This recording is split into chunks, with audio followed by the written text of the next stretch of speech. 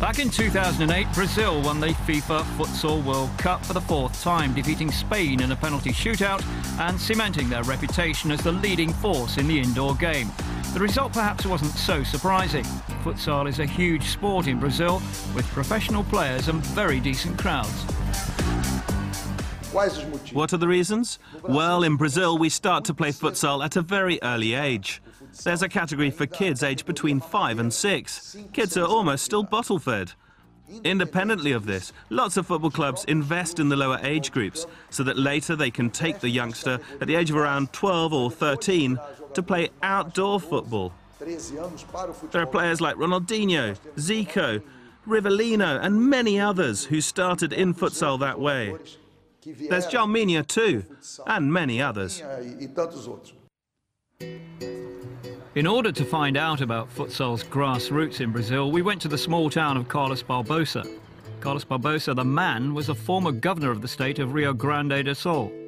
The place after which is named lies about 100 kilometres north of Porto Alegre, in the middle of cattle-raising territory. It's a typical small Brazilian town, quiet and with a population of around 25,000. The only atypical thing about it is the presence of a world-beating sports team. Associação Carlos Barbosa de Futsal, or ACBF as it's known, is the current Brazilian champion. It's the 4th time they've won the title. Tonight, they're meeting Florianopolis in the second stage match in this year's tournament. But ACBF's proudest moment came in 2004 in Spain, when they won futsal's first FIFA-recognised World Club title. Wow, it was amazing and something that left a huge impression on us. As you can see when you arrive in the city, there's a huge placard that says very clearly, "We are the world champions." We're Brazil's only club futsal world champion, and I think it means a lot. 2004 was an historic year for us. We had a squad that was very close-knit and did everything to win that title. We also have a banner here in the arena to show how much it means to us. All the players from that year left a huge impression and left their mark on the whole city too. That trophy takes pride of place in a very crowded display. And ACBF have more trophies than most, not only because they're one of the best futsal clubs in the world, they're also one of the oldest, dating back to 1976. Rui Mantovani, still usually known by his playing name of Bolivia, was one of the founders. ACBF was founded by 2 clubs from our city which played as rivals in the city championship around the end of '75, beginning of '76. Mr. Clovis of the Real Club had the idea of moving on and playing in the Gaúcho, the state futsal championship.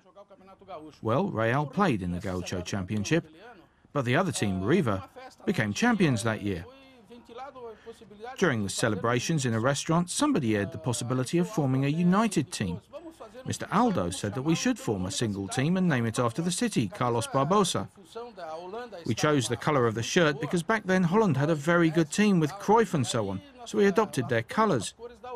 When they went to the World Cup final, it almost felt like ACBF was taking part in that final because of the shirts. Of course, Carlos Barbosa would not have become the force they are without some proper financial support. And it just so happens that the town is host to Tramontina, one of the largest cutlery firms in Brazil. Many of Brazil's main futsal powers are named after companies, like ACBF's main rivals, Maui, but not this one. Marcus Guespan is the managing director. ACBF has grown up within the community of Carlos Barbosa. If Tramontina took over the club and named it Club Tramontina, it would no longer be part of the community. It would only be part of a company. I think the relationship wouldn't be as warm.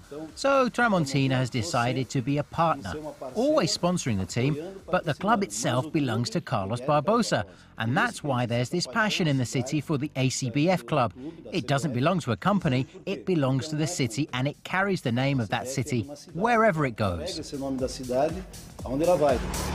Professional futsal in Brazil is not a big city sport. There are teams from Rio and Sao Paulo in the top flight, but many of the best come from places like Carlos Barbosa.